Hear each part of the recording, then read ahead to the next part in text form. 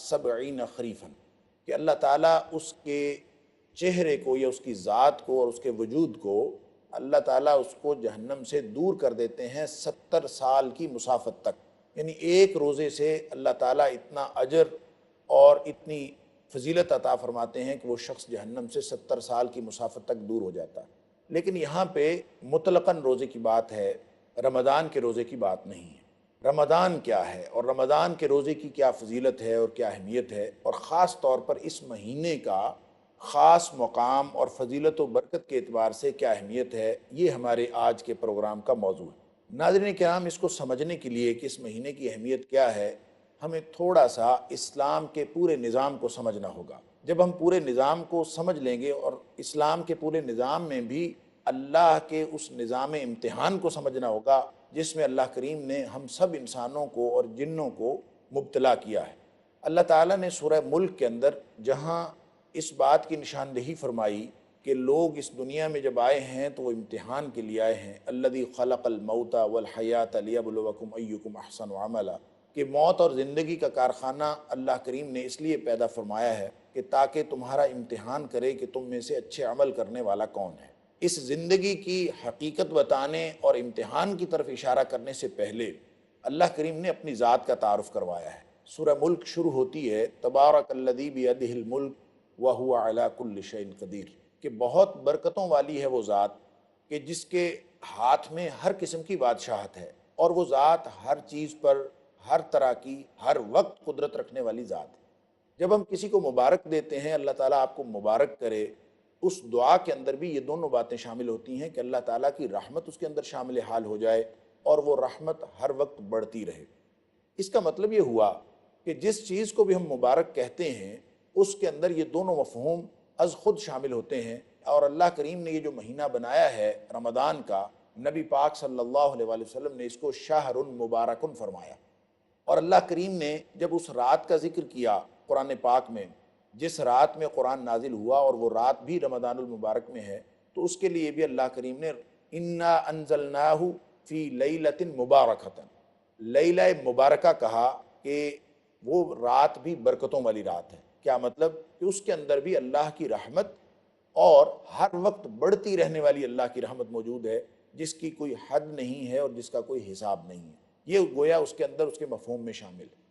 اب ناظرین کرام، آئیے اس امتحان کی طرف کہ اللہ کریم نے اپنی ذات کا یہ تعارف برکت کے حوالے سے امتحان سے پہلے کیوں فرمایا؟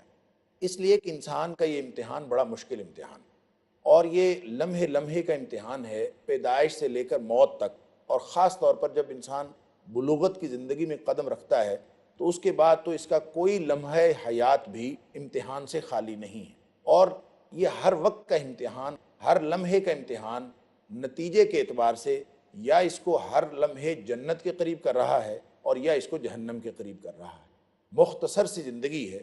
الذی خلق الموت والحیات، یہاں بھی ایک بڑا لطیف نقطہ ہے ناظرین کرام کہ اللہ کریم نے یہ نہیں فرمایا کہ الذی خلق الحیات والموت، یعنی پہلے موت کا ذکر فرمایا اور بعد میں اللہ کریم نے حیات کا یعنی زندگی کا ذکر فرمایا۔ اس کی وجہ یہ ہے، حالانکہ ہم جس کو جانتے ہیں، ہم جس نظام زندگی کو جانتے ہیں، اس میں زندگی پہلے ہے، موت بعد میں ہے۔ ظاہر زندگی ہوتی ہے تو پھر موت آتی ہے، اور ہم اسی نظام کو سمجھتے ہیں کہ جس کو زندگی ملتی ہے اس کو پھر موت بھی آتی ہے، حالانکہ اللہ کریم فرماتے ہیں الذی خلق الموت والحیات۔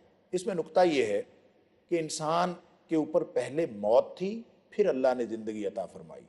جیسے سورہ بقرہ میں اللہ کریم نے اسی حقیقت کو اور واضح فرمایا، کنتم امواتا، کہ تم مردے تھے، فاحیاکم، ہم نے تمہیں زندگی بخشی۔ وہ مردگی کیا تھی اس کے بارے میں سورہ دہر میں فرمایا کہ هل اتى على الانسان حين من الدهر لم يكن شيئا مذکورا، یعنی لوگوں کو اپنی اوقات یاد رکھنی چاہیے، انسان کو اپنی اوقات یاد رکھنی چاہیے کہ یہ حقیقت میں تھا کیا، یہ ایسی چیز تھی جس کا یہ ذکر کرنا بھی پسند نہیں کرتا، ایک حقیر قطرہ آب، یا پھر اس کا معنی یہ ہے کہ یہ کچھ بھی نہیں تھا، کوئی چیز تھی ہی نہیں سرے سے۔ تو یہی مفہوم ہے کنتم امواتن، یعنی اللہ کریم نے انسانوں کو عدم سے وجود بخشا، یہ اللہ کی رحمت ہے۔ انسان شروع میں موت کی حالت میں تھا، اللہ تعالیٰ نے اس کو زندگی بخشی۔ اس کا مطلب ہے موت پہلے ہے، زندگی بعد میں ہے۔ اور پھر وہ زندگی کیا تھی نبی پاک صلی اللہ علیہ وآلہ وسلم کے فرامین میں اور قرآن میں بھی یہ بات ثابت ہوتی ہے کہ وہ زندگی عالم ارواح کی زندگی تھی، انسان روحانی زندگی میں تھا، عالم ارواح کی زندگی میں تھا، اور یہ وہی جہان ہے جہاں اللہ کریم فرماتے ہیں کہ میں نے تم سب سے وعدہ لیا تھا، الست بربکم، کیا میں تمہارا رب نہیں ہوں؟ تو تم سب نے وعدہ کیا تھا کہ ہاں اے اللہ تو ہی ہمارا رب، یعنی وہ عالم ارواح کی ایک زندگی تھی۔ اس زندگی میں اور آپ ناظرین کرام ہم سب رہے ہیں، لیکن ہم میں سے کسی کو بھی وہ زندگی یاد نہیں ہے کتنی زندگی تھی، کتنی لمبی تھی، لیکن ایک مرحلہ حیات بہرحال وہ تھا۔ یہ شریعت اسلامیہ اس کے بارے میں ہمیں تعلیم فراہم کرتی ہے۔ پھر اس کے بعد انسان کا مرحلہ حیات تبدیل ہوا، انسان کا انتقال ہوا، اس کی تبدیلی ہوئی، اس کی ٹرانسفر ہوئی، یہ عالم ارواح سے اس دنیا کی زندگی میں آ گیا۔ اور اس دنیا میں جتنی زندگی اللہ نے اس کے مقدر میں لکھی ہے، یہ گزارنے کے بعد اس دنیا سے چلا جاتا ہے۔ ہم سمجھتے ہیں اس کو موت آ گئی، حالانکہ وہ موت نہیں ہے، وہ موت دنیا کے اعتبار سے ہے، آخرت کی زندگی جو لمبی زندگی ہے اس کے اعتبار سے اس زندگی کا آغاز ہے۔ اقبال نے کہا تھا، موت کو سمجھے ہیں غافل، اختتام زندگی ہے یہ شام زندگی، صبح دوام زندگی۔ ہم کہتے ہیں کہ آنکھیں بند کر گیا، حالانکہ اس کی ہی تو آنکھیں کھلی ہیں، اس کو ہی تو دنیا کی اور اس زندگی کی حقیقت معلوم ہوئی ہے۔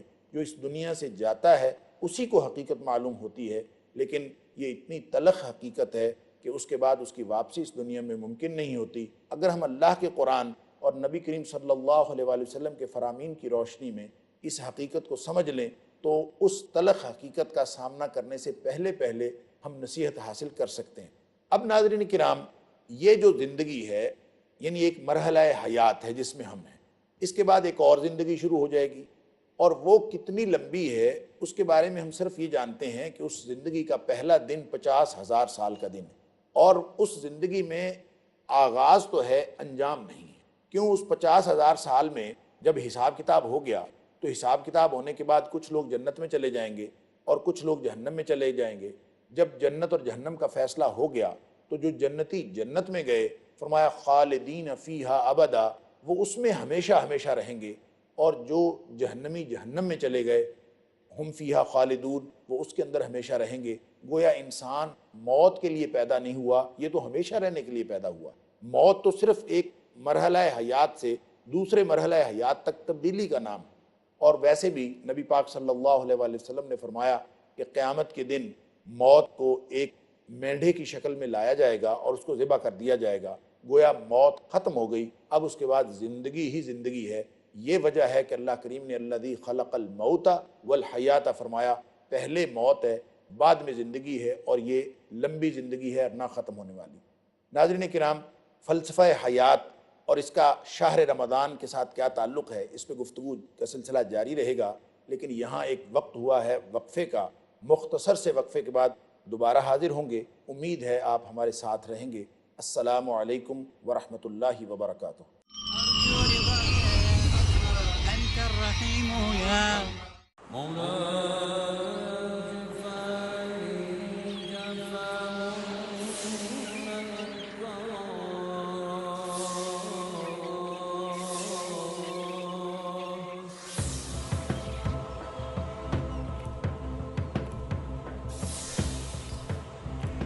دل ہو زندہ تو ہے منزل کامرانی، ورنہ صبح و شام تو بس ہے آنی جانی۔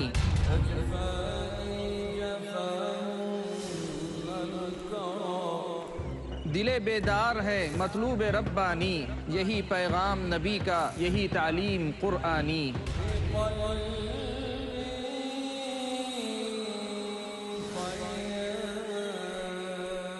دل کیا ہے؟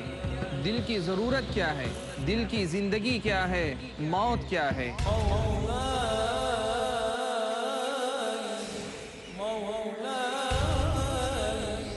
یہ سب جاننے کے لیے دیکھیے میرے ساتھ ایک نیا سلسلہ، دل کی دنیا، صرف پیس ٹی وی اردو پر۔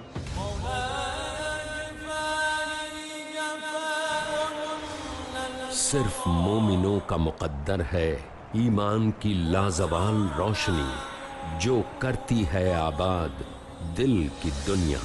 ہر منگل रात 7:30 बजे और दोबारा सुबह 10:30 बजे इंडिया में पीस टीवी उर्दू पर।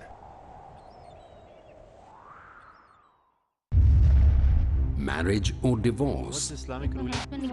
Divorce, Solution or problem? joint family system, Heaven or hell? big fat idiots have become the norm.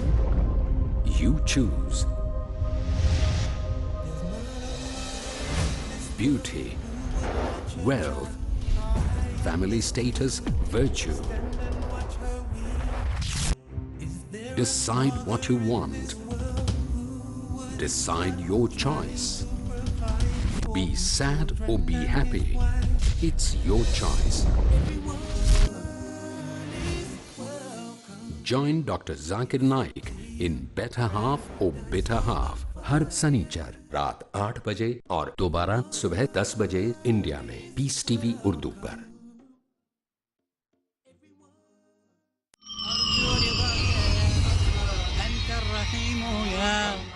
अस्सलामु अलैकुम वरहमतुल्लाहि वबरकातुहू।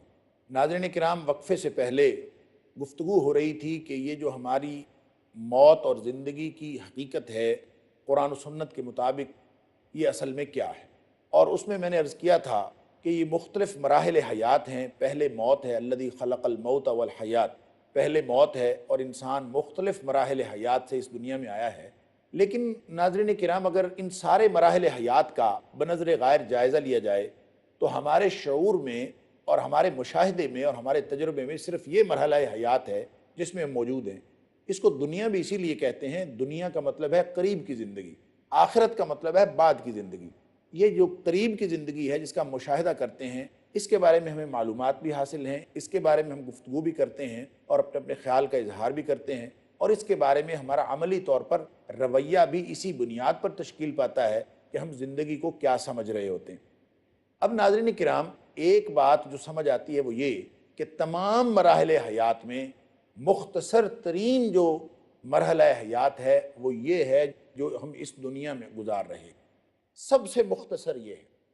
ये कितना है इसके बारे में लोगों ने अपने अपने ख़यालात का इजहार किया है, लेकिन उस ज़िंदगी के मुकाबले में जो आखिरत की हमारे सामने आने वाली है, जिसकी सिर्फ इब्तिदा है, इंतहा कोई नहीं है, उसके मुकाबले में इस ज़िंदगी की तवालत की कोई हैसियत नहीं। यानी क़यामत के दिन इंसान ये समझेगा कि शायद मैं दुनिया में एक दिन भी नहीं रहा, दिन का पहला पहर रहा हूँ, या फिर दिन का कुछ हिस्सा, दिन का पहला हिस्सा या दिन का बाद वाला हिस्सा। अल्लाह ताला फरमाते हैं, यसअलूनका अनिस्साअति अय्यान मुर्साहा फ़ीमा अंत मिन ज़िक्राहा इला रब्बिका मुंतहाहा। जिस दिन वो क़यामत देख लेंगे तो वो ये समझेंगे कि हम दुनिया में या दिन का पहला हिस्सा रहे हैं या दिन का बाद वाला हिस्सा रहे हैं। 100 साल की ज़िंदगी जो इस दुनिया में गुजारी होगी वो सुक्रीज़ हो के, वो मुख्तसर हो के इतनी छोटी लगेगी उस ज़िंदगी के मुकाबले में कि इसकी कोई हकीकत नहीं। लेकिन ये इतनी अहम है, ये ज़िंदगी मुख्तसर तरीन तो है, लेकिन ये अहम इतनी है कि यहाँ हर लम्हा ज़िंदगी इम्तिहान है। यही दारुल इम्तिहान है, यही ज़िंदगी का मरहला इम्तिहान है। ना पीछे इम्तिहान था जब हम आलम अरवाह में थे, और ना आखिरत की ज़िंदगी में इम्तिहान है, क्योंकि आखिरत तो दारुल जज़ा है। दारुल इम्तिहान सिर्फ़ और सिर्फ ये ज़िंदगी है जिसके बारे में अल्लाह करीम ने फरमाया, अल्लज़ी खलक़ल मौत वल हयात लियब्लुवकुम अय्युकुम अहसनु अमला, कि अल्लाह ताला ने तुम्हारे इम्तिहान के लिए ये ज़िंदगी बनाई है और तुम्हारा इम्तिहान करने के लिए मौत और ज़िंदगी का ये निज़ाम पैदा फरमाया। और ये जो इम्तिहान है ये हर लम्हे का इम्तिहान है। इस मुख्तसर सी ज़िंदगी में हर लम्हा नेकी, यानी जो भी इंसान काम करता है, चाहे ज़ुबान से कोई लफ्ज़ निकलता है, चाहे इंसान कोई हरकत करता है, तो फरिश्ते बैठे हुए हैं, वो लिख रहे हैं किरामन कातिबीन यअलमून मा तफ़अलून, और वो फैसला कर रहे हैं कि ये नेक आदमी है, नेकियों के काम कर रहा है। एक नेकी की वो भी लिखी गई। मा यल्फ़िज़ु मिन क़ौलिन इल्ला लदैहि रक़ीबुन अतीद, इसकी ज़ुबान से लफ्ज़ निकलता बाद में है, फरिश्ता लिखने वाला पहले तैयार बैठा होता है और फ़ौरन लिख लेता है। हर चीज़ नाज़रीन किराम लिखी जा रही है। हर हरकत के नतीजे में और हर लम्हे के नतीजे में या इंसान जन्नत के करीब हो रहा है या जहन्नम के करीब हो रहा है। उसकी वजह यह है कि फ़ैसला जो क़यामत के दिन होना है जन्नत और जहन्नम का, हमेशगी के घर का, वो इसी दुनिया में गुजारे हुए जो लम्हात हैं, इन्हीं लम्हात की बुनियाद पर होना। अल्लाह करीम ने फरमाया नेकियां गिनी जाएंगी और برائیاں بھی شمار کی جائیں گی۔ فمن ثقلت موازینہ فہو فی عیشۃ راضیہ، جس کی نیکیاں بڑھ گئیں، سیدھا سیدھا حساب ہے کہ نیکیاں شمار کی جائیں گی اور برائیاں بھی شمار کی جائیں گی۔ اگر نیکیاں بڑھ گئیں فاما من ثقلت موازینہ فہو فی عیشۃ راضیہ۔ دوسری جگہ فرمایا فاما من ثقلت موازینہ فاولئک هم المفلحون، نیکیاں زیادہ ہو جائیں، شمار میں، ناپ تول میں، گننے میں، میزان میں نیکیاں بڑھ گئیں تو یہ کامیابی ہے۔ اور دوسری طرف کیا ہے، وَأَمَّا مَنْ خَفَّتْ مَوَازِينُهُ، جن کی نیکیاں کم ہو گئیں اور برائیاں بڑھ گئیں تو فرمایا یہ لوگ ہیں گھاٹا پانے والے اور یہ ناکام لوگ ہیں۔ یہاں فرمایا وَأَمَّا مَنْ خَفَّتْ مَوَازِينُهُ فَأُمُّهُ هَاوِيَةٌ وَمَا أَدْرَاكَ مَا هِيَ نَارٌ حَامِيَةٌ، کہ جس شخص کی نیکیاں کم ہو گئیں، گناہ بڑھ گئے، تو اس کا ٹھکانہ تو پھر حاویہ ہے۔ اور حاویہ کیا ہے؟ فرمایا کہ وہ تو بھڑکتی ہوئی اور دہکتی ہوئی آگ ہے۔ اللہ تعالیٰ ہمیں محفوظ رکھے ایسی آگ سے، ایسے انجام سے۔ لیکن انجام ناظرین کرام یہ دو ہی ہیں، یا جنت یا جہنم، اور اس کا فیصلہ ہونا ہے اس دنیا میں گزارے ہوئے لمحات پر۔ اور اس کا مطلب یہ ہوا کہ کوئی لمحہ زندگی اس دنیا کا وہ فضول نہیں ہے، ہر کام یا جنت کے قریب کر رہا ہے یا جہنم کے قریب کر رہا ہے۔ ایک حدیث کے اندر آتا ہے کہ نبی پاک صلی اللہ علیہ وآلہ وسلم نے فرمایا کہ بعض اوقات انسان ایسا کلمہ نکالتا ہے جس کلمے کی اس کو پرواہ نہیں ہوتی، اور بس بے دھیانی میں یا بے توجہی میں یہ کلمہ کوئی منہ سے نکالتا ہے، لیکن وہ کلمہ ظاہر لکھنے والے تو فوراً لکھ لیتے ہیں، فرشتے وہ لے کے اللہ کے پاس پہنچ جاتے ہیں۔ اور نبی پاک صلی اللہ علیہ وآلہ وسلم نے فرمایا وہ کلمہ جس نے زبان سے ادا کیا اس کے بارے میں اس کو پرواہ بھی نہیں تھی، لیکن وہ کلمہ اللہ کی ناراضگی کا کلمہ تھا، تو اللہ تعالیٰ اس ایک کلمے کی وجہ سے اس کو جہنمی لکھ دیتے ہیں۔ اور اسی طرح بعض اوقات یہ کلمہ ادا کرتا ہے جس کی اس کو زیادہ پرواہ نہیں ہوتی، اس کو یاد بھی نہیں ہوتا میں نے کیا کہا ہے، اور وہ کلمہ اللہ کی رضامندی کا کلمہ ہوتا ہے، لیکن وہ کلمہ جب اللہ کے دربار میں پہنچتا ہے تو اللہ تعالیٰ اس ایک کلمے کی وجہ سے اس کو جنتی لکھ دیتے ہیں۔ ہر لمحہ جنت اور جہنم کے فیصلے ہو رہے ہیں ناظرین کرام۔ یہ اس امتحان کی مشکل ہے، اور یہ اس امتحان کی شدت ہے، اور یہ اس امتحان کی نوعیت ہے کہ انسان ہر لمحہ امتحان میں جکڑا ہوا ہے۔ کوئی ایک لمحہ حیات ایسا نہیں ہے کہ انسان کہے کہ اس وقت میں حالت امتحان میں نہیں ہوں، میں ریلیکس ہو سکتا ہوں، اپنی مرضی کر سکتا ہوں۔ اپنی مرضی کرے گا تو نیکی کرے گا تو بچے گا، کیونکہ ہر وقت گنا جا رہا ہے کہ نیکیاں کتنی ہیں اور گناہ کتنے ہیں، اور یہ ہر لمحہ اس کی زندگی میں امتحان جاری۔ اتنا مشکل اور کڑا امتحان ناظرین کرام اور مشکل ہو گیا جب اس کے دو دشمن پیدا ہو گئے۔ اللہ کریم نے دشمن تو اس کا پیدا کر دیا جو ازلی و ابدی دشمن ہے، وہ تو ہے شیطان، خارجی دشمن جو ہر وقت اس کوشش اور اس فکر میں لگا ہے کہ اس کو جنت میں جانے والا بننے نہ دیا جائے، اس کو جنت سے محروم کر کے اس کو جہنم میں پہنچا دیا جائے، وہ ہر وقت اسی فکر میں لگا۔ سورہ نساء میں فرمایا وَيُرِيدُ الشَّيْطَانُ أَن يُضِلَّهُمْ ضَلَالًا بَعِيدًا، شیطان یہ چاہتا ہے، ابلیس اور اس کے سارے لشکر یہ چاہتے ہیں کہ انسان کو دور کی گمراہی میں ڈال، یعنی یہ جنت میں نہ جانے پائے۔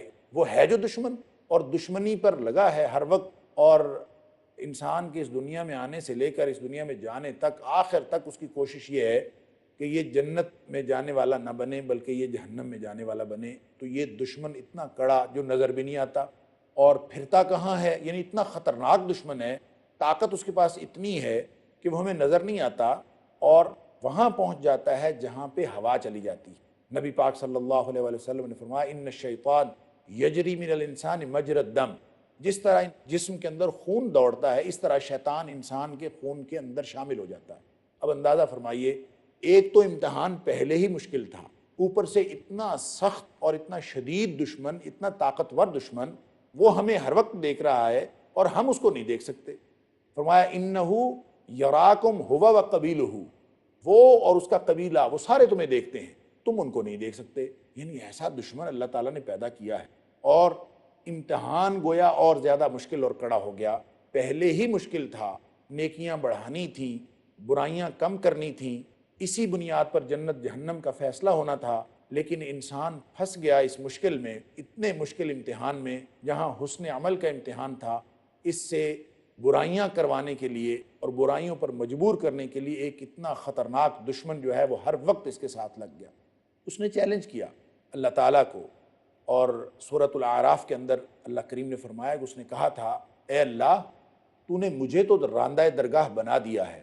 وہ جو ازل میں شیطان نے ہمارے باپ اور ہمارے ماں یعنی بابا آدم اور اماں حوا کے ساتھ جو کچھ کیا تھا کہ ان کو بھی بہلا پھسلا کے جنت سے محروم کیا تھا، تو یہ ازلی دشمن اس وقت جب اللہ کریم نے آدم و حوا کو تو معافی دے دی اور اس کو مہلت دے دی، انہوں نے معافی مانگی، ان کو معافی مل گئی، اس نے مہلت مانگی، اس کو مہلت مل گئی، لیکن یہ مہلت لے کے اب کہتا کیا ہے، چیلنج کرتا ہے کہ قال فبما اغویتنی لاقعدن لهم صراطک المستقیم، اے اللہ میں اب صراط مستقیم جو راستہ ہے سیدھا جنت کو جانے والا، میں اس کے اوپر بیٹھ جاؤں گا اور ان کو یعنی انسانوں کو جنت کے راستے پر جانے نہیں دوں گا۔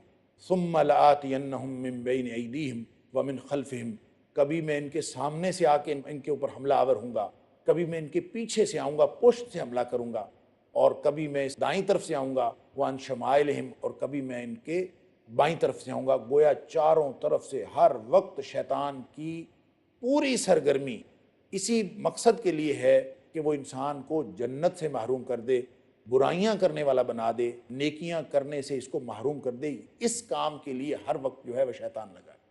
یوں ناظرین کرام، وہ امتحان جس مقصد کے لیے انسان اس دنیا میں آیا تھا، وہ امتحان اور زیادہ مشکل ہوگی۔ میں نے عرض کیا دو دشمن اس کے امتحان کو مشکل بناتے ہیں، ایک تو یہ دشمن ہے ابلیس اور اس کے لشکر، دوسرا دشمن ہے داخلی دشمن، یعنی ایک خارجی دشمن ہے اور ایک داخلی دشمن ہے۔ اور داخلی دشمن کون سا ہے؟ وہ ہے انسان کا نفس۔ انسان کا نفس بھی اس کو برائی پر ابھارتا ہے۔ سورہ یوسف کے اندر اللہ کریم نے فرمایا کہ ان النفس لامارۃ بالسوء، یہ جو نفس ہے نا یہ بھی دشمن ہے اور یہ بھی ہر وقت انسان کو برائی پر اکساتا ہے، الا ما رحم ربی، اس دشمن کی یعنی نفس کی دشمنی سے بچتا وہ ہے جس کے اوپر اللہ کی رحمت ہو جائے۔ ناظرین کرام، یہ دو دشمن داخلی اور خارجی جب ساتھ لگے تو امتحان جو پہلے ہی مشکل تھا اب اور زیادہ مشکل ہو گیا۔ اس مشکل کی گھڑی میں اللہ تعالیٰ کی طرف سے رحمتوں کا نزول کس طرح ہوتا ہے، اس پر گفتگو کا سلسلہ انشاءاللہ جاری رہے گا۔ پروگرام کا وقت ختم ہوا چاہتا ہے، انشاءاللہ اگلے پروگرام میں گفتگو کا سلسلہ یہیں سے شروع کریں گے جہاں منقطع ہو رہا ہے۔ تب تک کے لیے اجازت دیجیے، وآخر دعوانا ان الحمد للہ رب العالمین۔ اللہ اللہ یا ربی یا اللہ، اللہ یا ربی یا اللہ، لا الہ الا اللہ، لا الہ الا اللہ، لا الہ الا اللہ، محمد رسول اللہ، محمد رسول